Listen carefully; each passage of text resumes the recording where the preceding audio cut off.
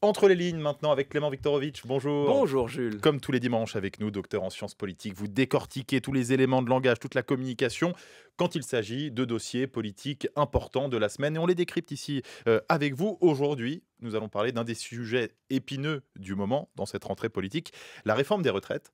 Avec cette question, est-elle vraiment nécessaire ? Et oui Jules, sujet épineux, c'est le moins qu'on puisse dire, et cette question, elle se pose depuis la publication du rapport du COR, le Conseil d'orientation des retraites, le 15 septembre dernier. La réforme est-elle nécessaire ?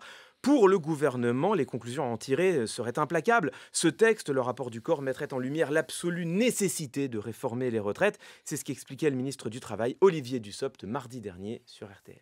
Nous avons échangé autour d'un rapport, le rapport du Conseil d'orientation des retraites.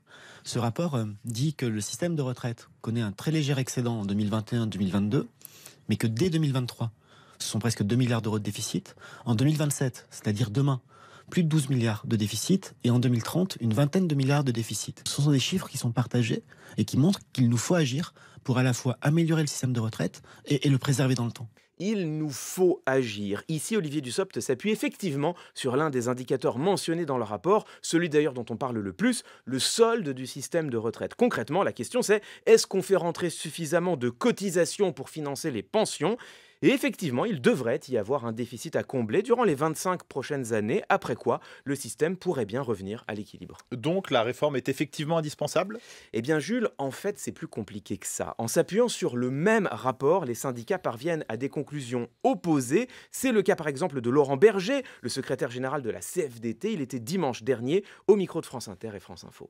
Le corps, il dit qu'il n'y a pas le feu au lac, mais il dit qu'il y a Sur un déficit. un an, sur une seule année. Sur toute la prévision du corps, il dit qu'il y a un déficit, il dit qu'il n'y a pas le feu au lac. C'est différent, parce que s'il y avait le feu au lac, mesure rapide. S'il n'y a pas le feu au lac, temps de la discussion. Voilà, pas d'urgence donc selon la CFDT. Et encore, ça c'est une position modérée. François Hommeril, le président de la CFE-CGC, qui pourtant n'est pas un syndicat connu pour sa radicalité, va plus loin. Il nous l'expliquait dimanche dernier, ici même sur France Info. Le régime sur lequel nous sommes ne sont pas en péril dans les années à venir. Le Conseil d'orientation des retraites, il considère d'abord, il dit qu'il n'y a pas de mise en péril sur le moyen et sur le long terme. Ça, c'est très clairement écrit dans sa conclusion. Voilà, vous l'entendez, au-delà de n'être pas urgente, la réforme, en fait, ne serait même pas nécessaire. Et Clément, les personnes qu'on vient d'entendre semblent de bonne foi ou au moins très convaincues. Comment est-ce qu'on peut expliquer des divergences d'interprétation comme celle-ci ? Eh bien, tout simplement parce que les syndicats s'appuient sur un autre indicateur présent dans le rapport, celui d'ailleurs que le Conseil d'orientation des retraites considère comme essentiel, la part des dépenses de retraite rapportées au PIB de la France. En clair, c'est l'indicateur qui évalue quelle partie de notre richesse nationale nous choisissons de consacrer aux pensions des personnes âgées. Et là, le corps est formel. Ces dépenses sont maîtrisées sur la longue période, c'est-à-dire qu'elles augmentent très légèrement, puis au pire restent stables, au mieux décroissent nettement à partir de 2035. À ce jour, et c'est le plus important, notre système de retraite par répartition n'est donc pas en péril. Il n'a pas besoin d'être sauvé. Si nous estimons aujourd'hui que les dépenses de retraite sont soutenables, nous n'avons aucune raison de penser qu'elles ne le seraient pas demain. Mais alors que fait-on du déficit du système ? Est-ce qu'il faut le combler ? Et oui, le fameux déficit, c'est toute la question. Et en effet, plusieurs options sont envisageables.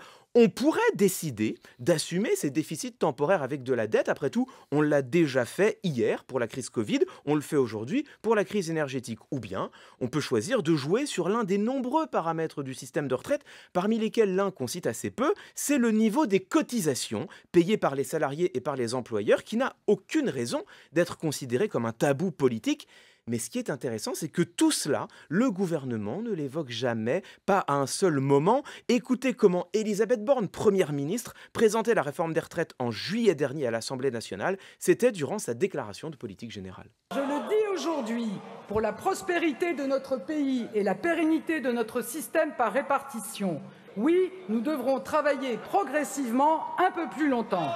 Pour la pérennité de notre système par répartition, nous devrons travailler plus longtemps. À l'aune du dernier rapport du Conseil d'orientation des retraites, cette affirmation apparaît comme doublement contestable. D'une part, parce que la pérennité du système n'est pas menacée, il faut le dire et le répéter, c'est le corps qui l'écrit. Ensuite, parce que les déficits temporaires du système n'impliquent pas nécessairement de travailler plus longtemps. D'autres solutions sont envisageables. Et c'est là qu'il faut rappeler, je crois, une statistique. Selon l'INSEE, en France, un quart des hommes les plus pauvres meurent avant d'avoir fêté leur 62e anniversaire. Ils auront travaillé toute leur vie dans les tâches bien souvent les plus pénibles sans jamais pouvoir profiter de leur retraite, ce qui signifie de fait qu'ils auront, eux, cotisé pour la retraite des plus riches et des plus privilégiés. Faire travailler tout le monde plus longtemps reviendrait tout simplement à aggraver encore davantage cette situation. Voilà, de mon point de vue, une donnée qui devrait en tout premier lieu orienter nos réflexions. Un débat politique du moment, votre analyse, Clément Viktorovitch, c'est tous les dimanches dans Entre les lignes sur France Info.